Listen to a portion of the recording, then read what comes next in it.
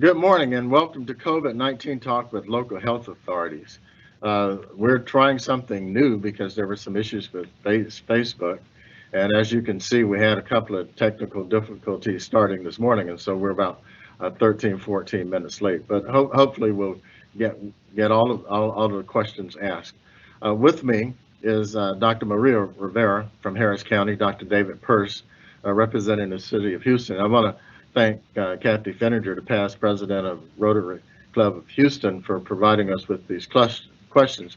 Also want to beg her indulgence on our trying to get this right, and hopefully the broadcast will go out uninterrupted this time. Let's start off with the questions, and we don't have commercial breaks now, so maybe we can get to all of them, and I guess we can go as long as we want.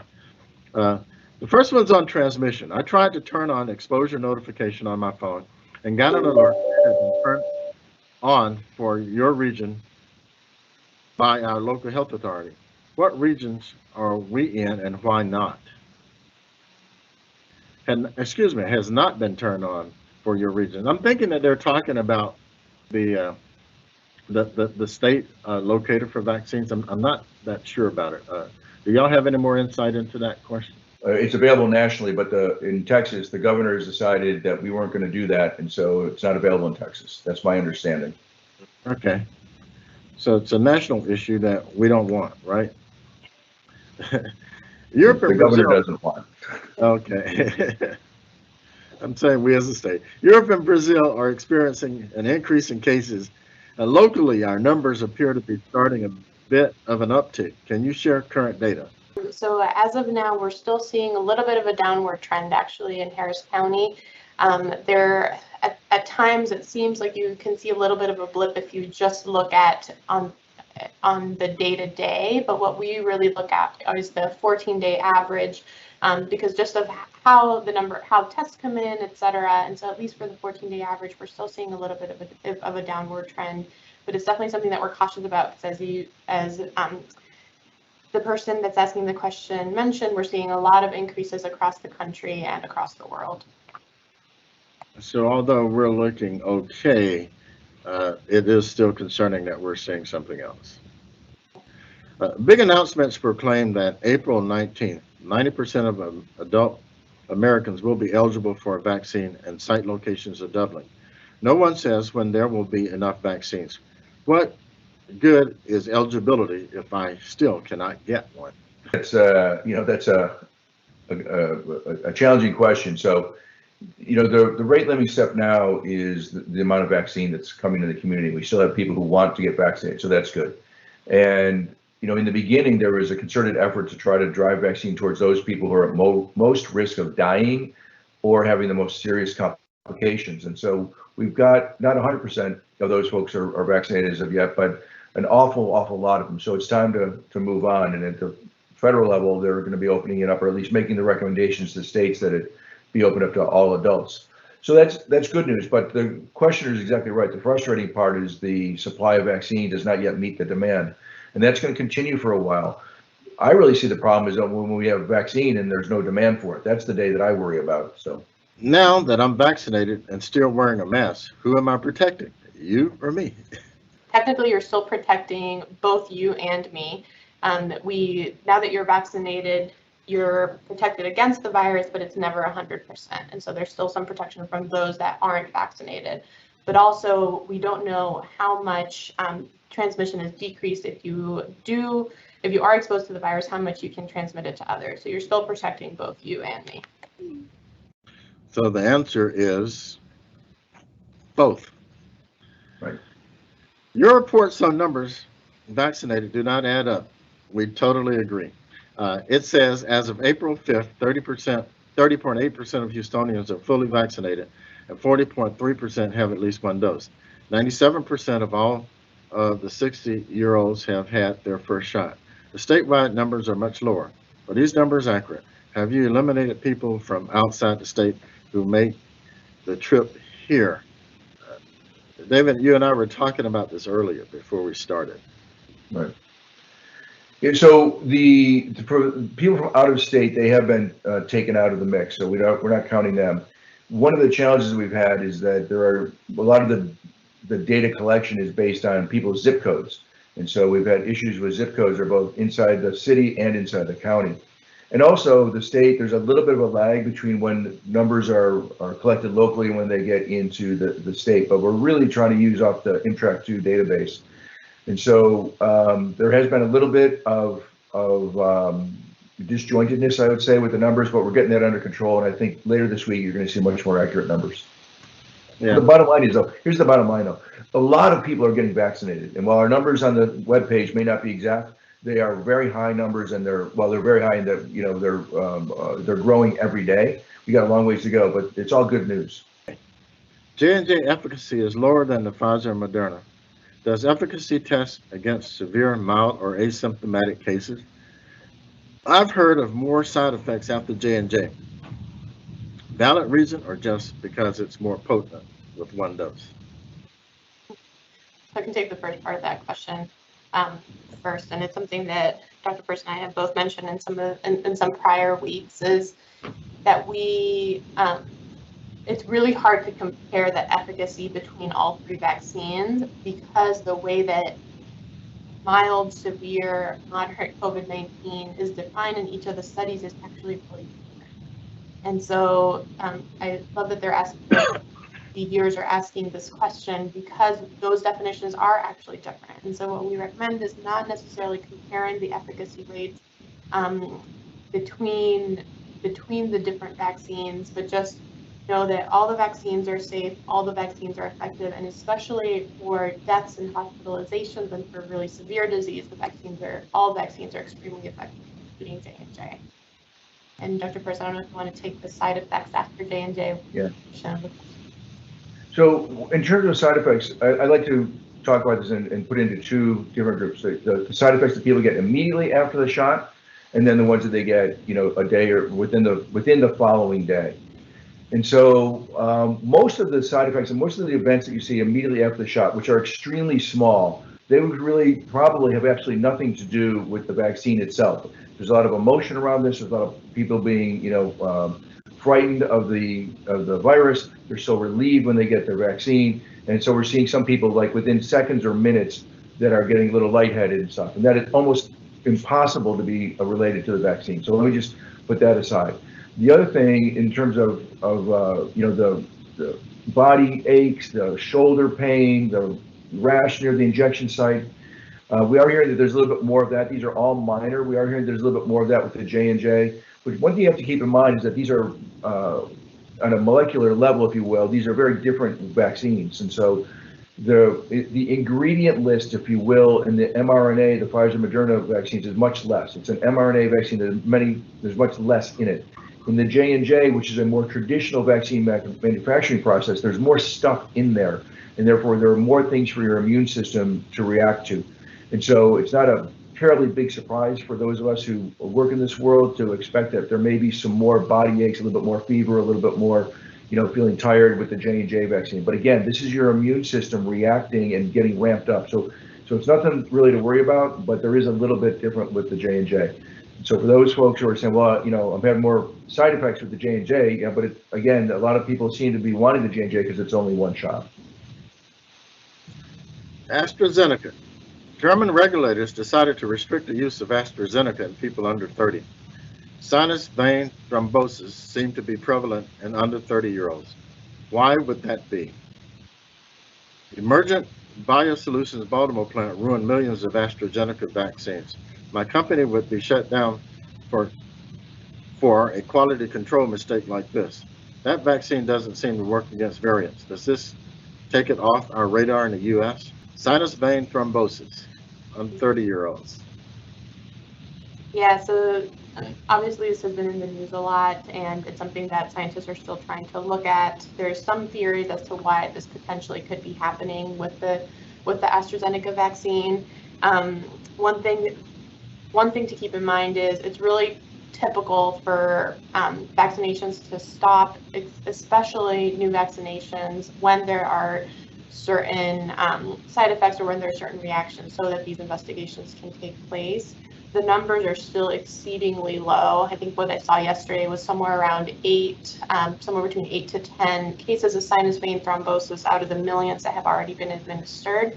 But it's definitely something that gives the regulators pause and a reason to look into them.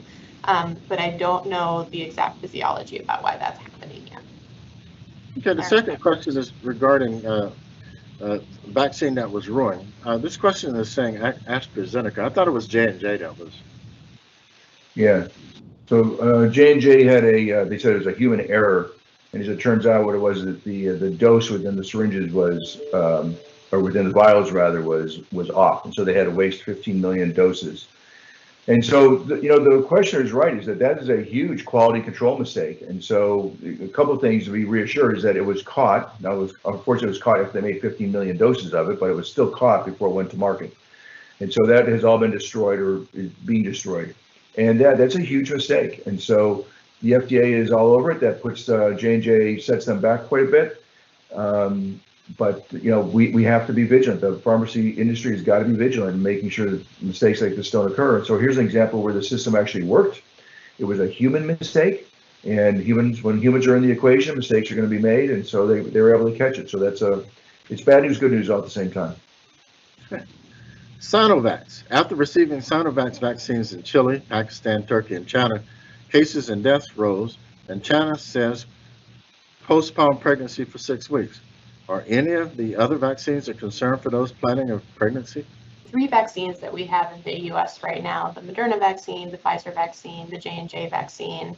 As far as we know, there aren't any concerns for fertility. There shouldn't be any changes that you have to make if you're planning a pregnancy.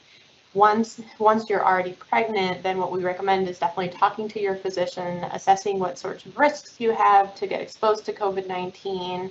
And then weighing at what point during your pregnancy you should receive the vaccine, and that should be a personal decision between the woman and the physician. But at least in terms of fertility, there aren't any issues that we know of with fertility for any of the 3 vaccines that we have in the U.S. right now.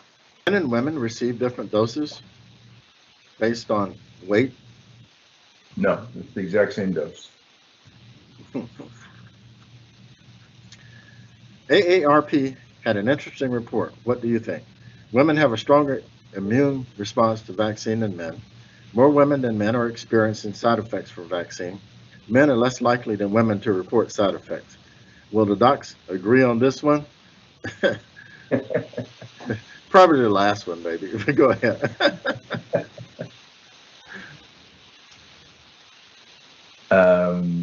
Yeah, so I haven't seen that AARP report, so I don't know what they're basing it on, but so I really can't comment on any of those, quite honestly, but I will agree with whatever Dr. Rivera says.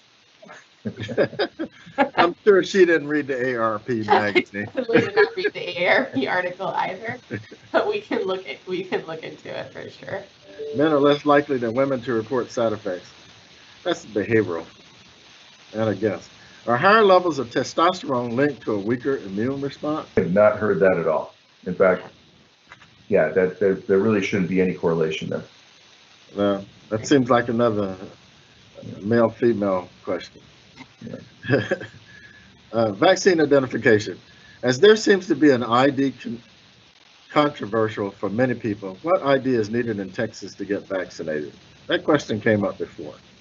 Yeah, I think so when I was given shots, I wasn't. Maybe that happened before they got to me, but I wasn't checking IDs. You basically checked in with a QR code or some identification code, right?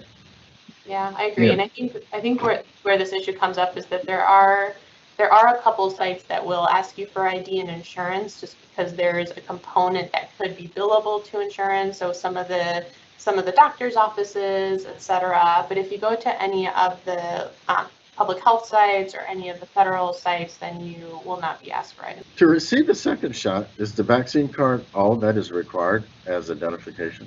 And a lot of places are sending you notification, whether it be a QR code or an email. I mean, some places are doing it a little bit differently from others, but not only do you have the card that you got the first time, but in many, depending on where you got your first shot, you're going to get additional proof that you're supposed to, to schedule you for the second, so you can show up, you can have something that came to you through email. Last week, there was a question about vaccine passports and the CDC leaving them to the private sector.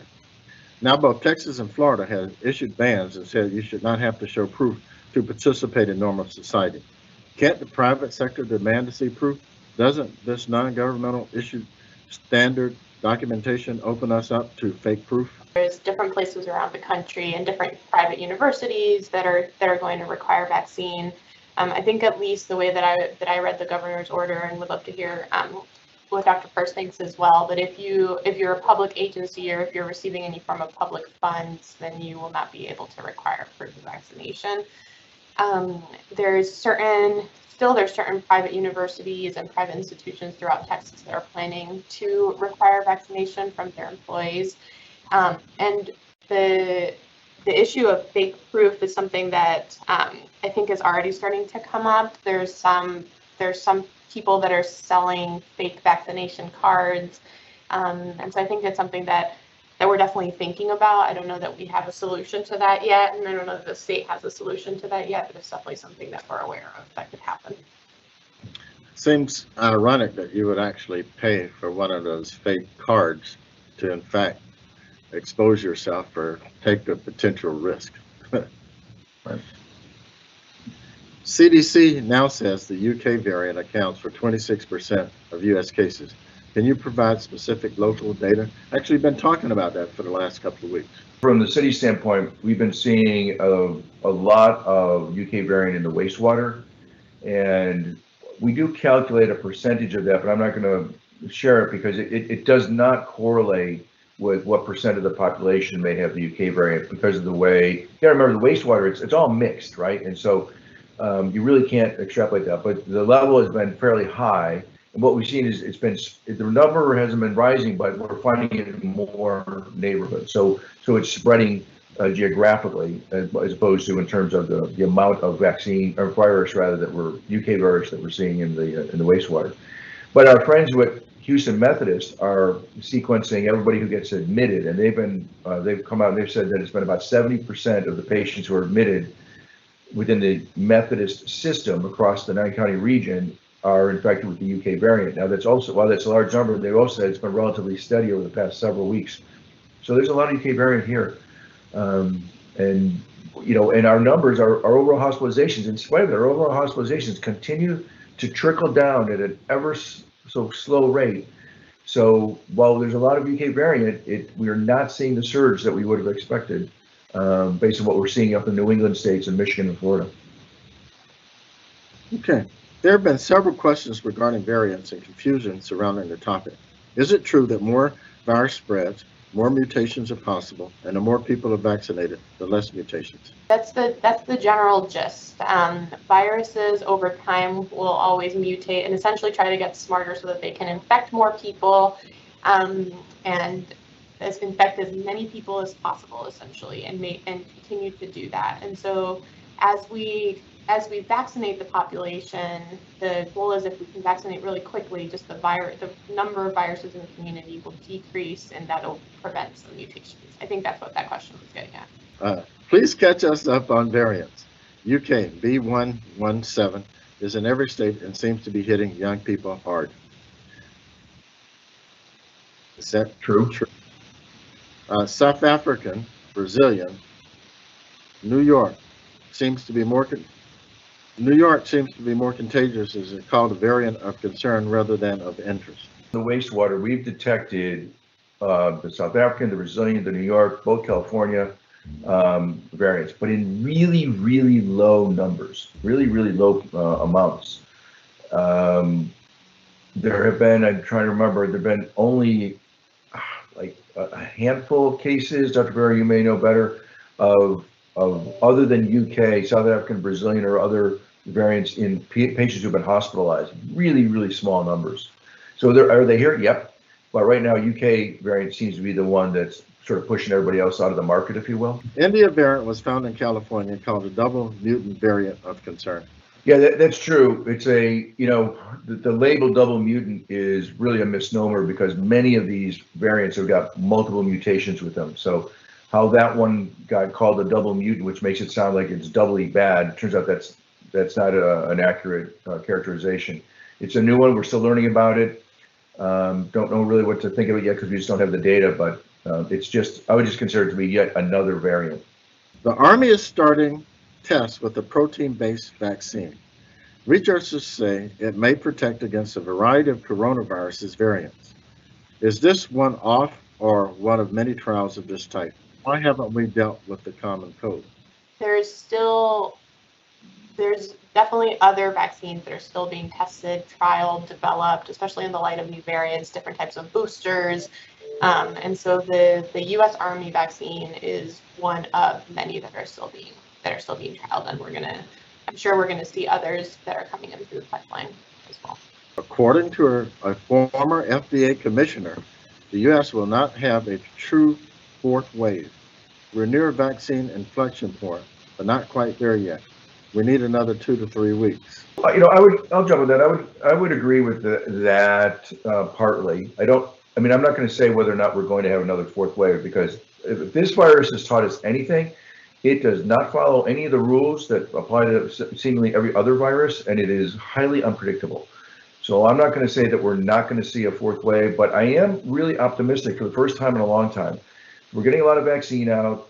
We are now 4 weeks after the governor lifted the mask mandate and opened up businesses to 100%. Now, he may have done that on whatever day, but the public didn't immediately respond to go to full speed on that. So over the ensuing weeks, there have been more and more people who have been, gathering in restaurants, more and more people have been going without their masks. It didn't all occur on that day, but we're 4 weeks out now. So I would start thinking that beginning now is when we might start seeing the impact of that. But at the same time, as we mentioned earlier, we've got a lot of vaccine in the community now. We got, somewhere in the neighborhood of 20% of people are vaccinated.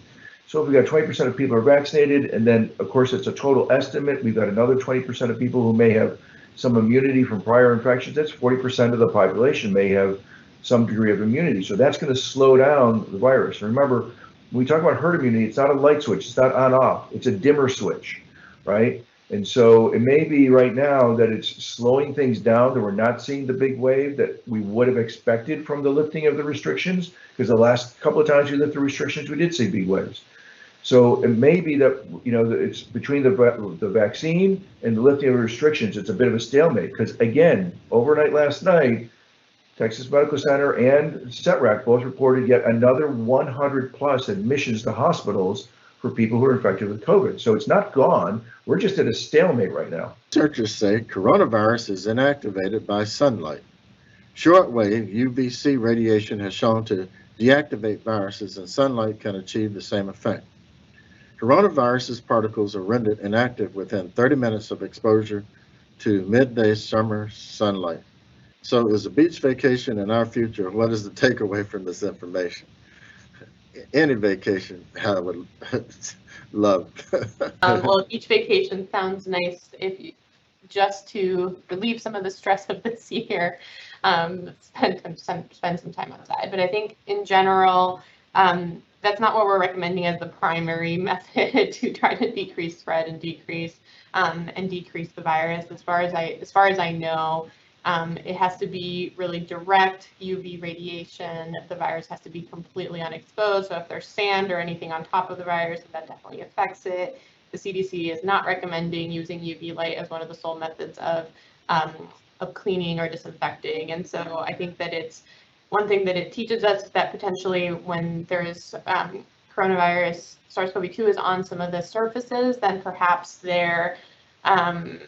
the sunlight can help with that. And I think, and the CDC has come out with a lot of information this week on coronavirus on the surfaces, but I wouldn't rely on that and say, if you're on the beach, you're safe, there's gonna be no COVID, just because it's sunny. Neuropsychologist Catherine Loveday told the BBC that people who are confined to their homes report memory lapses, feel more forgetful, and less able to concentrate. This appears to improve when they get out again around others. Is this improvement accurate, or will our brains continue to zoom away? Now I know you have the exact answer for this. Come on. Well, Dr. Loveday is a neuropsychologist, so I am not going to challenge her opinion, but but I think that there is I don't disagree with what she's saying. We are social beings. We need to be in social environments.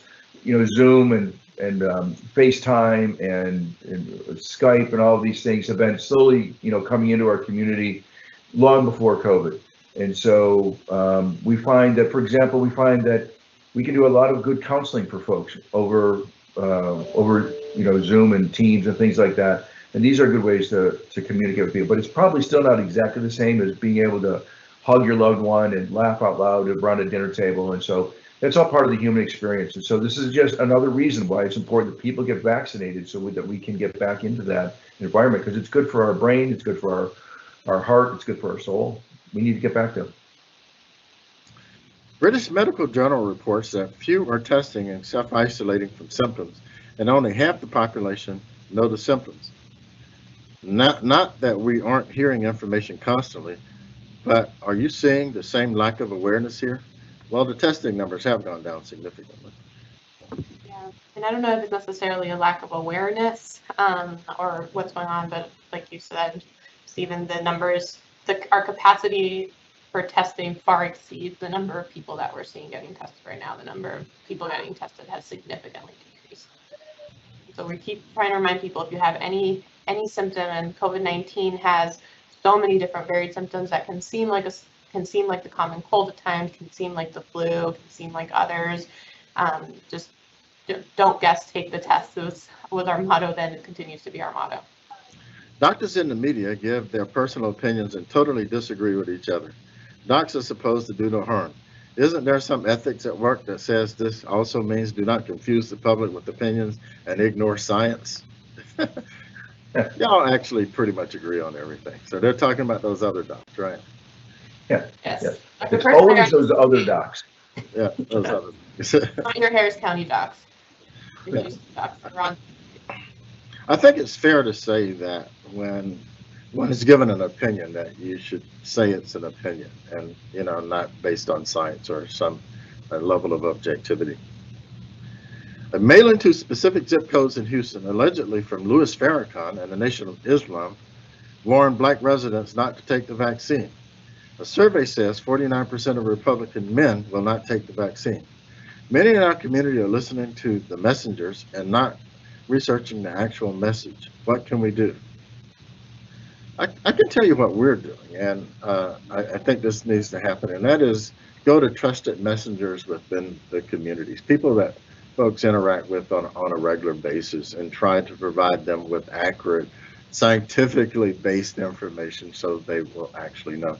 And actually, let people, communicate their fears or, sensitivities to you so that we can actually address them in a very open and honest way.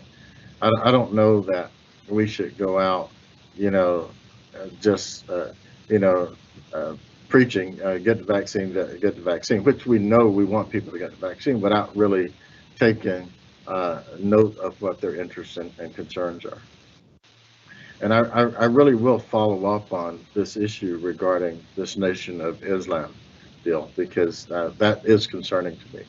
Because when we look at certain zip codes, primarily that are populated by African Americans and Latinos, the vaccination rates are not where we want them to be, and so that is concerning. Oh, y'all not going to say anything? Eh? Okay. We agree. Yeah, we agree. I was thinking as you were talking, Stephen, just an observation. I've been thinking this, with all these things that come out that are scaring people, and it's one of my frustrations, and I don't know how to get around it. Is that as human beings, we seem to love to have a juicy story or a conspiracy, and so when people plant those seeds in our minds, it's like somehow many of us are sort of naturally drawn to want to believe the ugly story and want to believe the conspiracy theory, especially when or not especially, but even when there's nothing to support it at all. And so that bothers me as somebody who wants to educate people completely and transparently so they can make their own decision, when I'm fighting against an inherent desire to want to believe the lies. Like, I don't know how to compete our our apparent desire to want to believe the crazy, ridiculous thing when all I can do is give you the facts and the truth. I don't really have anything to compete with, and so it's frustrating. So I think we continue to give people factual information in a transparent manner, respect their ability to make a decision for themselves, and then hope that they won't believe the malarkey that's being fed to them by others. Absolutely. Yeah, I completely agree. And I think the one thing that I know that both the city and the county are doing too, because at least both these that were mentioned, there's been a lot of talk in the media about faith leaders not recommending the vaccine. I know that a lot of evangelical Christians have been recommended not to receive the vaccine. It seems like also from the Nation of Islam. And so for us also partnering as the health departments with our faith leaders to see what are some of those conversations that are going on in your congregations? Can we talk about them openly with you? Do you want to make us, we're happy to serve as resources if people in your congregation have questions, but really just working with our communities, and just totally echo what Steve and Dr. Persse said as well. Vaccinated people do not carry the virus. Not entirely true. The vaccines are not 100% protective. We know that the Pfizer and Moderna are about 94-95% protective in preventing you from becoming symptomatically ill with it. Pfizer recently came out and said that theirs is 90% effective in preventing you from becoming infected, but that still means that there is a small chance that you could become infected, carry the virus, and probably an increased risk that you'd be asymptomatic because you're vaccinated and be able to spread it. Again, going to the earlier question about the mask. So even if I'm vaccinated, if I'm going to be around somebody who I want to make sure that they don't get it, like if I'm going to go visit my grandmother in the nursing home, even though I've been vaccinated, I'm probably going to wear the mask on the off chance that I might be infected and be able to spread it to my grandmother, and I don't want to do that. Absolutely, and that's related to the next to the last question. That's fully vaccinated people can travel without testing or self-quarantining. Yeah, and so the CDC came out with some guidelines around this last week, and if for domestic travel, if you're fully vaccinated, then yes, the recommendation is that you don't necessarily have to quarantine after, you don't necessarily have to test. For international travel, that's a little bit different. You're still recommended to test. And I think one thing that's really important to keep in mind is that even though those are the recommendations from the CDC, there's lots of states and lots of countries that have their own guidelines. So there's certain restrictions to enter some states. There's certain restrictions to enter some countries, and so definitely if you're going to be traveling, look to see what those restrictions are, because right now it's not a blanket policy. If you're vaccinated, you can just go anywhere and do anything and not quarantine and not get vaccinated. There's still restrictions throughout the world. Okay, in terms of how long the vaccine lasts, the protection of those who were vaccinated and those who were vaccinated and previously had COVID appears to be the same. We're still learning. It appears that if you were ill before, your level of protection, your natural immunity from that infection seems to be correlated roughly, not directly, but roughly correlated with how sick you got. And so those folks who were more severely ill and were in the hospital seem to have a more robust level of natural immunity once they get discharged from the hospital than those who were sick and at home, or those who weren't symptomatic at all. Now, it's not a linear relationship, but there does seem to lean that way. What we do know with those who are vaccinated is that, and so Pfizer this last week or so just came out and said that they now can demonstrate that there's high level of protection 6 months after vaccine. And somebody said to me, well, only 6 months. Well, that's not, well, no, it's only been 6 months. So 3 months from now, they're going to probably come out and say they now know that it's protective for 9 months. And then 3 months after that, they'll probably come out and say they know that it's good for 12 months, because it has to be in the population long enough for them to test people to see how long you continue to produce antibodies to a level that they believe to be protective. So I would not say that the protection from vaccinated and having been ill is the same. I think vaccinated is probably better, because when you get ill with it, it appears to be so incredibly variable how long your protection will. Thank you. Well, this ends our COVID-19 talk with local health authorities. Dr. Maria Rivera, representing Harris County, Dr. David Persse, representing City of Houston. I want to thank you to Ash Morgan, who's helping us with the technology here. And thank you to Kathy Finninger, past president of Rotary Club of Houston. I'm Stephen Williams, the Director of the Houston Health Department.